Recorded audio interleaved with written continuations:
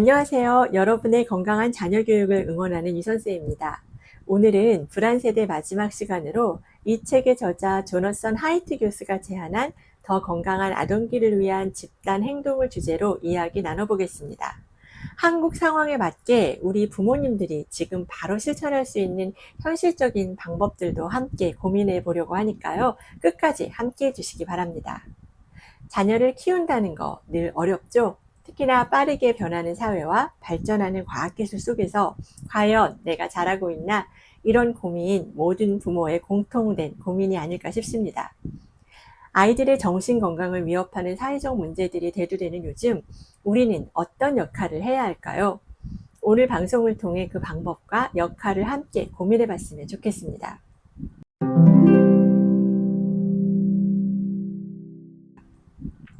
첫 번째는 바로 스마트폰 늦게 주기입니다. 하이트 교수는 고등학교에 들어가기 전까지는 기본적인 전화 기능만 있는 폴더폰이나 키즈폰을 사용하게 하고 스마트폰은 최대한 늦게 줘야 한다고 강조하고 있어요. 그런데 한국 현실에서 이게 또 쉽지 않습니다. 우리 애만 스마트폰 없으면 왕따 당하지 않을까 걱정되시죠? 학교에서도 학급 공지나 친구들 간의 대화가 주로 카카오톡, 라인 등 메신저 앱 단체 채팅방을 통해 이루어지는 경우가 많아서 스마트폰이 없으면 정보 공유와 소통의 흐름에서 배제될 수밖에 없는 상황입니다.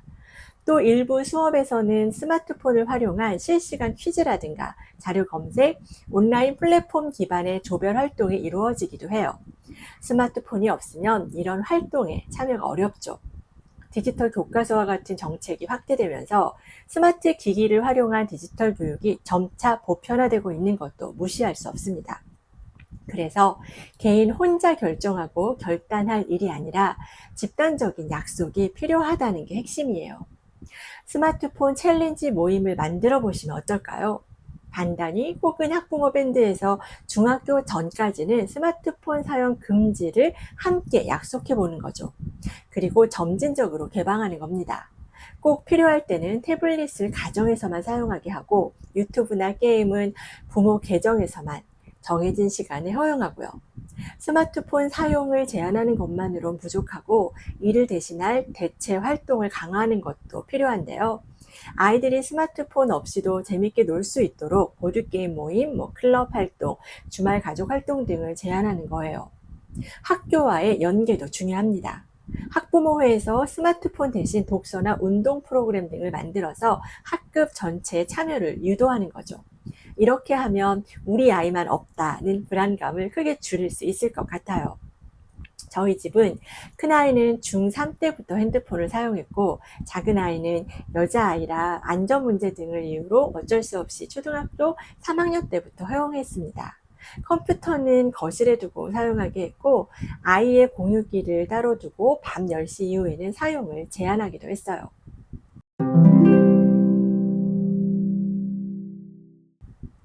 건강한 아동기를 위한 두 번째 핵심 사항은 현실 세계에서 더 많은 자유를 주는 것입니다. 한국에서도 부모님들이 아이 안전 때문에 늘 따라다니는 경우가 많죠. 하지만 아이는 스스로 넘어지고 부딪히며 배우는 경험이 필요해요. 아이에게 집 근처 마실을 허용해 보세요. 초등학교 저학년부터는 편의점 혼자 다녀오기, 동네 놀이터 자유놀이 등을 허용하시고요. 놀이데이를 만드는 건 어떨까요? 일주일에 하루는 학원 대신 친구들과 마음껏 뛰어놀게 해주는 거죠. 공동 육아 네트워크도 도움이 됩니다. 아이 함께 돌봄 조합을 만들어서 하루는 A집에서 다른 날은 B집에서 아이들이 모여 놀게 하는 방식도 가능해요. 등산, 캠핑, 숲 체험, 바닷가 체험 등 자연 속에서 위험을 감수하며 노는 경험이 아이들의 자신감을 끼워준다는 것도 꼭 기억하시고요. 작은 심부름부터 시작해보세요. 편의점에서 우유 사오기 같은 심부름을 혼자 해보게 하는 거죠. 이는 책임감과 자율성을 기르는 좋은 첫걸음이 됩니다. 아이들이 자유롭게 노는 동안 부모님들은 뒤에서 지켜보는 안전망만 제공해 주시면 될 것 같아요.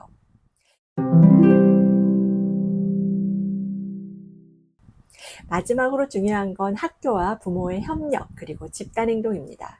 하이트 교수는 학교에서의 휴대폰 전면 금지와 충분한 자유놀이 시간 보장을 제안하는데요. 학부모회에서 학교 내 휴대폰 사용 전면 금지, 쉬는 시간 5분 늘리기, 점심시간 자유놀이 보장 같은 안건을 직접 제안해 보십시오. 학교와 함께 캠페인을 벌여 우리 반은 스마트폰 없는 교실, 놀이시간 확대반 같은 프로젝트를 시작할 수도 있겠죠. 학교 밖에서도 스마트폰 없는 주말 모임, 야외 활동 교류를 부모들끼리 주도해 보시고요. 지역사회 자원 활용 방안도 있는데요. 도서관 독서 프로그램, 청소년 센터 활동, 체육관 프로그램 등을 적극적으로 안내하고 함께 참여하면 훨씬 효과적입니다. 아이들은 결국 가정, 학교, 지역사회가 함께 협력할 때 더 건강하게 자랄 테니까요. 최근 국회에서 초중등 교육법 개정안이 통과되면서 수업 중 스마트폰 사용이 법적으로 금지됐고 내년 3월부터 시행 예정이라니 그나마 다행이라고 생각해요. 자녀를 키우는 건 혼자의 일이 아니라 함께 일이라는 거 공감하시나요? 오늘 제안한 방법들을 실천해 보십시오. 조너선 하이트 교수의 말처럼 예방에 조금 더 신경 쓴다면 치료에 드는 비용과 고통을 크게 줄일 수 있습니다.